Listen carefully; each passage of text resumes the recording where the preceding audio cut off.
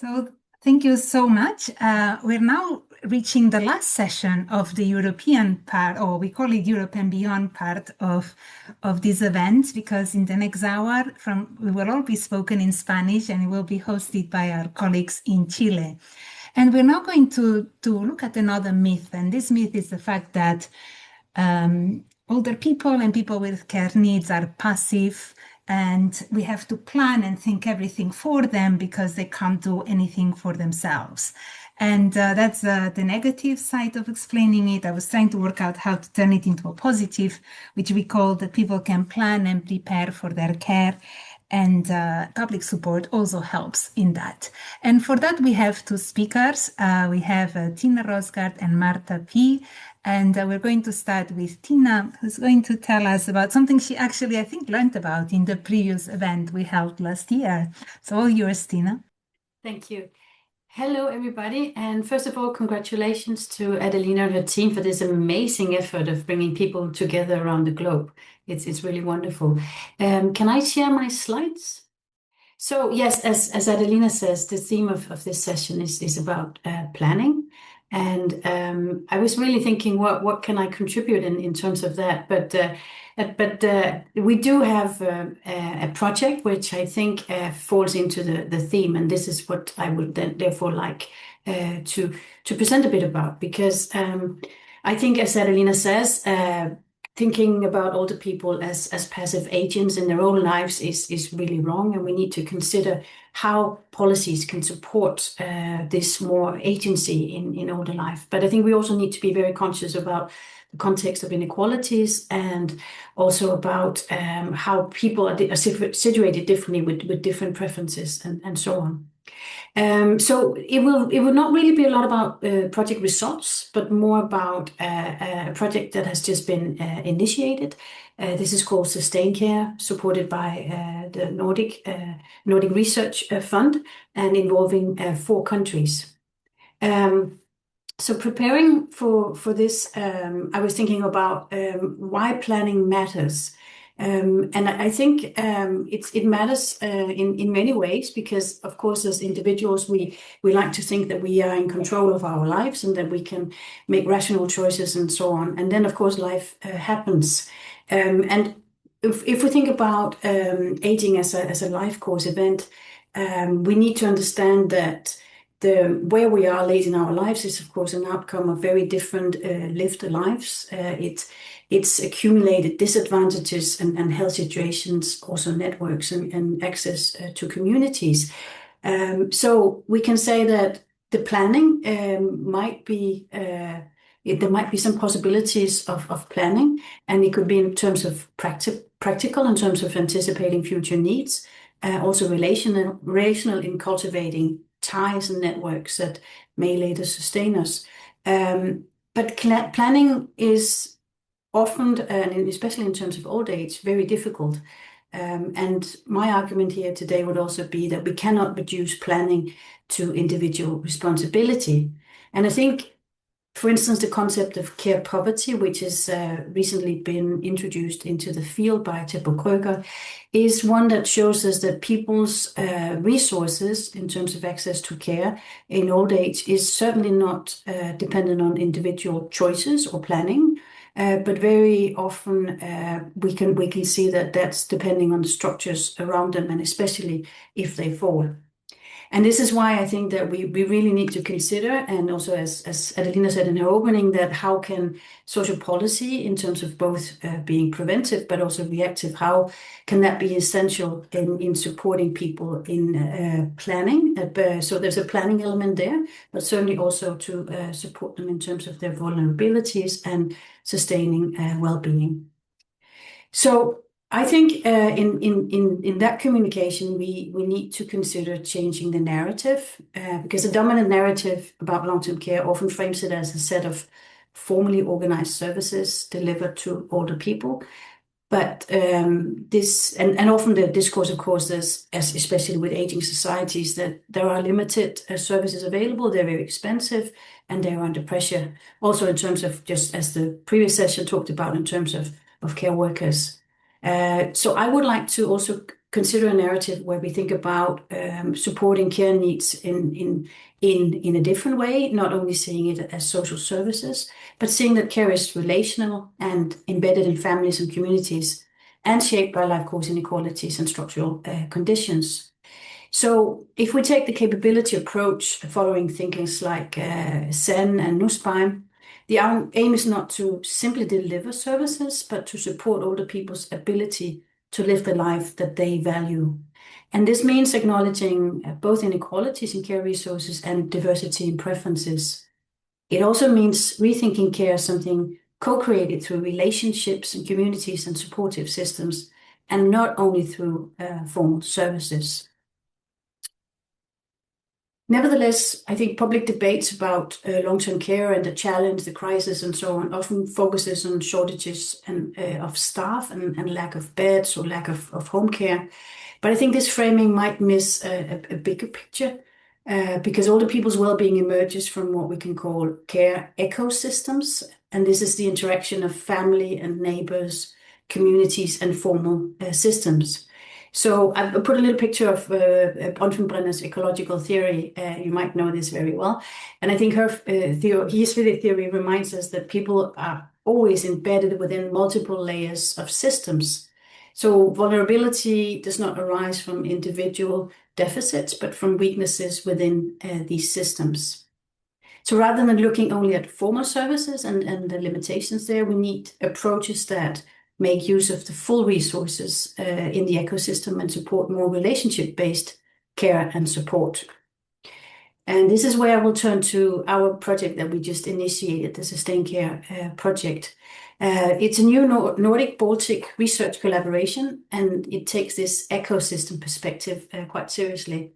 So our aim is to understand how older people's needs can be met fairly, sustainably, and without care poverty, and particularly as populations age and resources tighten. So we focus on 4 research questions. We are investigating care needs now and in the future. We're also looking at resources and care poverty in the sense of how formal, informal, and community resources are distributed, and whether there is care poverty.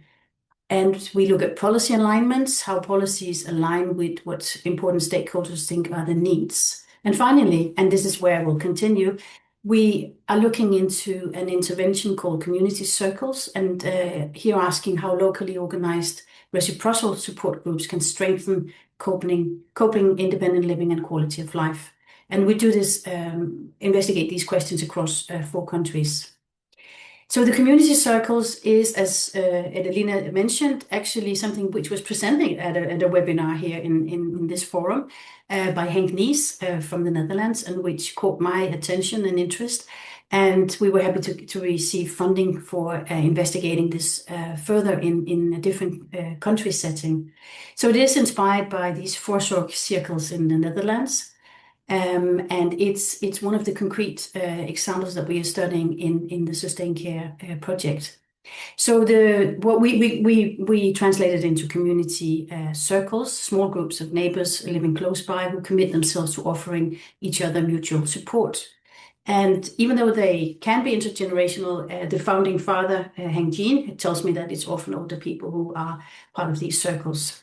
And the support can range from very practical help, like collecting medication or taking out the bin, to emotional support or keeping an eye on one another. And some circles even extend to like personal care over time. What is important, I think, is that they're self-organized. They have 2 coordinators, and they rely on very simple communication tools. And they're guided by a set of principles, but otherwise the models can differ quite distinctly. And I think they represent a community-led care infrastructure. So it's not a volunteer program, and therefore it requires very little involvement of the municipality, which is also why it's so appealing to municipalities, because it doesn't require them to be taking a lot of investment. So I think community circles might matter. This is what we're going to investigate because they embody several key theoretical ideas. First, you can say they are based on social capital. And by strengthening both bonding and bridging ties, they build trust and capacity for mutual help. At least that's our idea. and also relational autonomy because, and we know this in later life, it depends on supportive relationships and not just individual independence. And also co-production, because the community circles, they treat older people as contributors with skills and knowledge and not only as recipients of care. And finally, they represent a form of care infrastructure, expanding the local resources available and helping to fill the gaps that create care poverty. So our hypothesis is that the circles will enhance quality of life, build trust, and also reduce vulnerability by expanding people's relational and community resources. So what does this mean for planning? Returning to the theme of the session, I think planning is only possible when the environment enables it.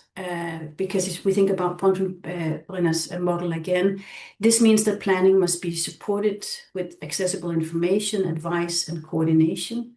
It should be social, embedded in networks and relationships. It should be fair, not dependent on social economic status, and it should be publicly enabled through investment and policy. So community circles, at least we believe, offer one example of how local relationships can support planning by making everyday help more predictable and reducing isolation and preventing small needs from escalating. But we also are very much aware that we have to be very cautious here. Such initiatives must not replace formal services or shift responsibility unfairly onto communities. So we must always remain alert to the risk of responsibilization where individuals or neighborhoods are expected to compensate for structural shortcomings. And this is, of course, something which we will focus on. So in short, if planning for care is to be realistic and equitable, it must be understood not as an individual act, but as a social and structural process, and one that depends on the ecosystems of care that we build around us. Okay, I'll stop sharing. Thank you. Thank you so much, Tina. And well, that's really lovely to see how this idea has developed into a new project. And now I'm very embarrassed because we had the chair for this session and I completely forgot to introduce her and that she was here. So I'm delighted to introduce my colleague, Juliette Malley, who actually is one of the leads of the new interest group on innovation in long-term care. So a perfect chair for this session. And Juliette, want to take it from here, and apologies. That's fine. That's fine. So I think, Tina, you have to leave, don't you? So maybe if there are any questions for Tina, we can maybe take one short question before we move on to the next speaker. Don't know if anyone has any thoughts. I mean, I would like to ask the project and the timelines and so on, because we're very keen to follow it. Yeah, we're very happy that you're part of the scientific advisory group. So thank you, Adeline. No, but if you can tell a bit about. Oh, sorry, I couldn't hear you. What did you say? If you can share a bit about the project, the countries involved, and so on. Yeah. Yeah. So we have 4 countries involved across 4 work packages, and it will be a 3-year project. So starting up, a group of us is going to the Netherlands now and visiting the community circles. So we're using surveys and also collecting quite a lot of qualitative interviews. So we'll be quite busy in the project.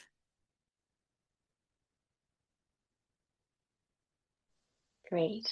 But I have things that I would love to ask you, Tina, but I think because we don't have huge amounts of time, and I can maybe send you an email or comment. You're very welcome.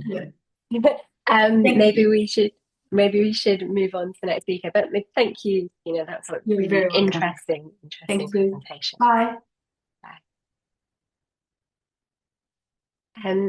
So our next speaker is Marta, and I'm just going to mangle your surname. So I'm not going to try to pronounce it terribly. And Marta is going to be speaking about a co-housing project in Spain and how the negotiating care needs when they arise, which sounds really fascinating. I've heard about some co-housing projects in the UK as well, so really intrigued to hear more about this project. So over to you, Marta, and apologies for being terrible at pronouncing surnames. Thank you. Good afternoon, everyone, and thank you for the invitation. I'm going to share my screen.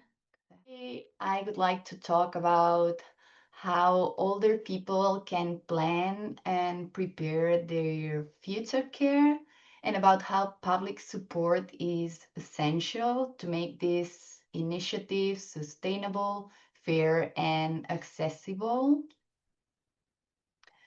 We are at this moment of population aging, transformation of families, and global care crisis that push us to rethink how and where we want to grow old and be cared for.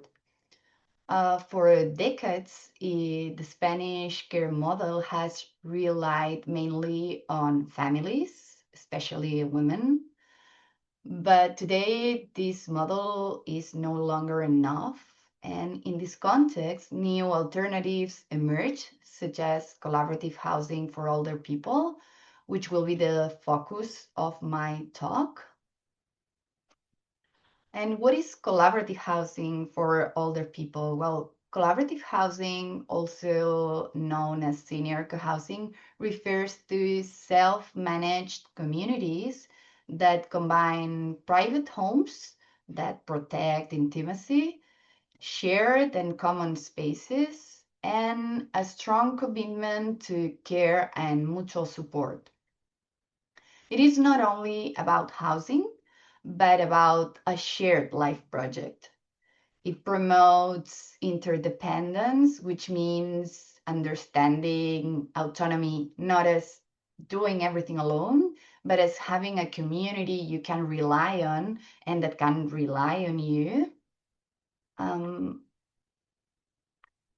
motivations for people joining these projects include not wanting to grow old and alone, staying active and engaged, living in an accessible and barrier-free housing, sharing services, and most importantly, preparing in advance for future care needs. And this matters. They don't want to wait for care needs to arrive. They plan them ahead. And why do these communities teach us so much about planning future care? Because, well, we observe three key elements. First one would be collective care planning. So nothing is improvised. People openly talk about future dependency, about frailty and care needs before they happen.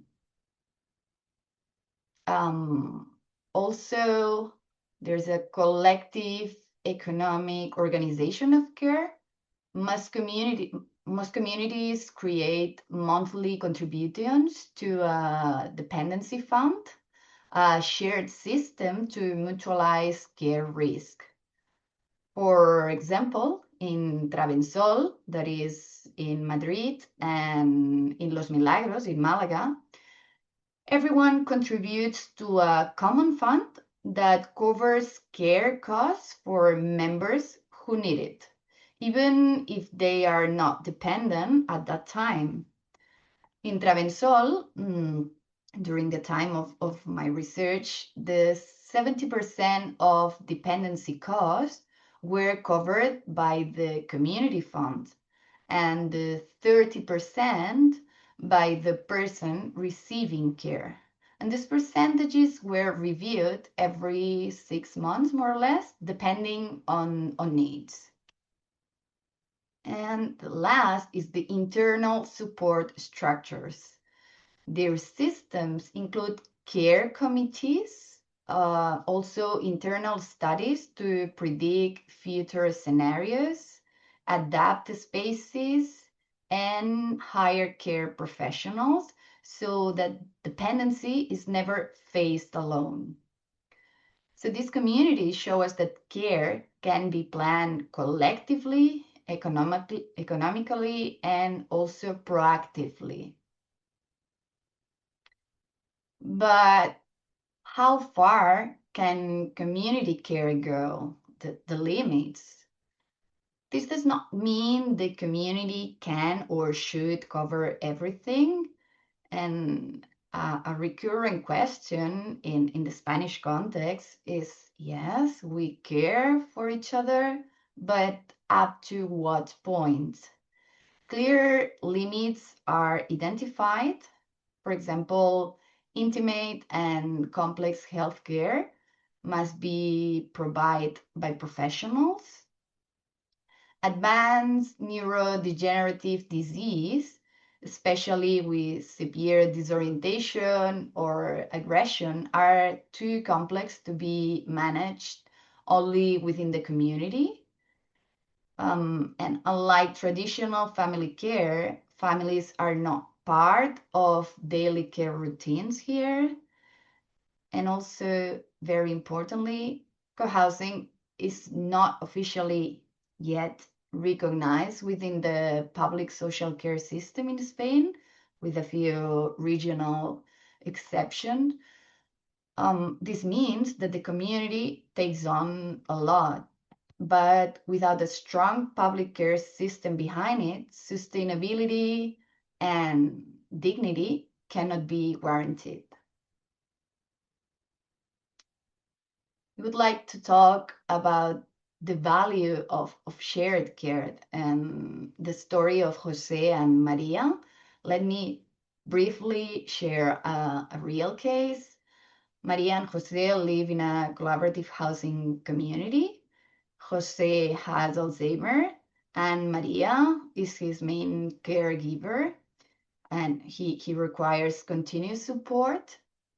In this case, the community has a care committee and also adapted spaces.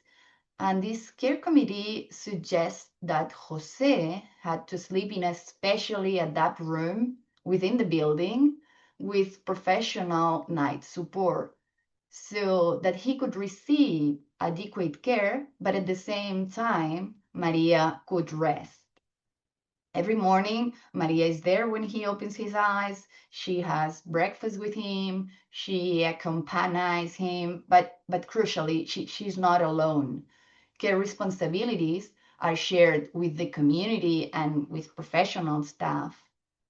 This case shows us a core idea. Sharing care does not replace company or even Maria's love, but it prevents it from becoming exhaustion or loneliness. The key challenges. However, these initiatives also face major challenges. The lack of social diversity. Most participants are white, middle class, and highly educated. They can be financially inaccessible. Entry fees or monthly payments exclude many older adults in Spain. So without public support, the risk of elitization is high. And as I said before, there is no national legal framework yet recognizing co-housing as part of the care system. And in this context, why is public support essential then? Public support is not optional, it is structural. It could facilitate land access, funding, and public community partnerships. It also legally recognized co-housing as a care model, allowed access to home care services, public care benefits, and professional care funding. And it also prevented from being exclusive by making it accessible and diverse. It is not about communities replacing the state. It is about the state and communities working together. So collaborative housing shows us that care can be planned before its need. It can be organized based on solidarity, cooperation, and long-term planning.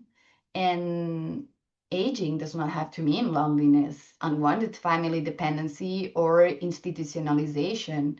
But it also reminds us that communities cannot do it alone, at least not in Spain, And without strong public policies, rights exist only on paper, but not in practice. The future of care will not be only community-based or only state-based. As I said, if you want it to be fair and sustainable, the future must be co-built. And I will finish with one idea.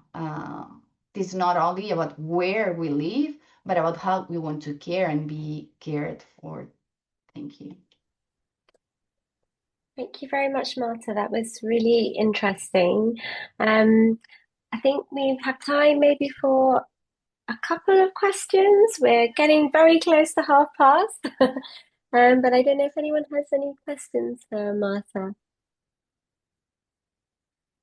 Or if not, I might, oh, you do? Adelina, do you want to go?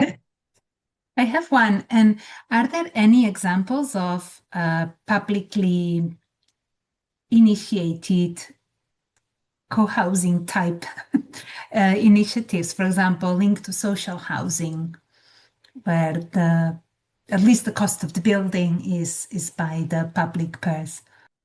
Yeah, we have. So during my research, I analyzed 7 collaborative housing, 3 that were in coexistent, that were La Muralleta in Catalonia, Travensol, that is in a municipality in the Madrid mountains, and Los Milagros, that was the first co-housing in Spain, but also 4 cases that were in the formation process.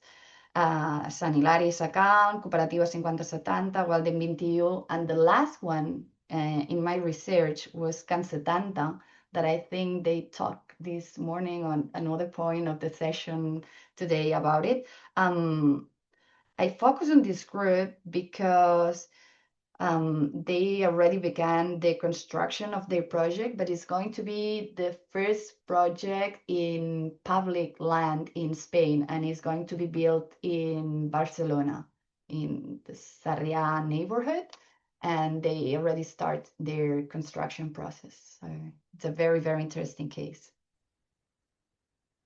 Great. Yeah, so I mean, well, just to round off, because I think we need to move on to the next session.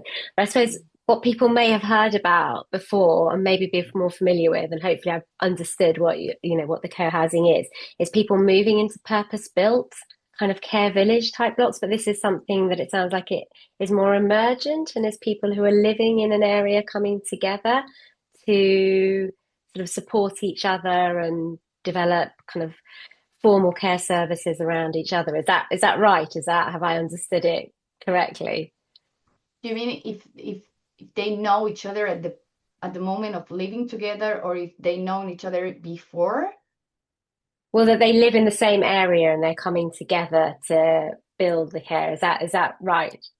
It depends on the case. For example, Travensol, the one that is in the mountains of Madrid, the people was all from Madrid when they known each other, but it took them 12 years to be able to build their project.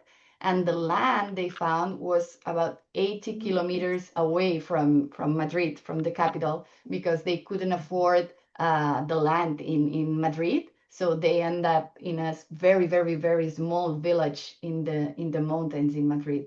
So yeah, at the beginning, the group met in Madrid, but at the end, 12 years later, the people in the group were very different because of people needs and lives. But yeah, they end up growing and being a very, very big group, and very far from Madrid. That it was where everything started. Okay. I mean, yeah, that's fascinating. So there are a couple of examples I've heard about in the UK that are based in social housing and are people coming together as more emergent. But I'm going to end there because I don't want us to go into too much. I'd be really happy to, contact you and discuss it, because I think there's lots of really interesting similarities with things that are going on in other places. But Thank you that very was much. fantastic, really fantastic session. Thank you so much, Marta. It was really interesting. If people can just thank Marta, and I guess that's over to you, Adelina, for the next session.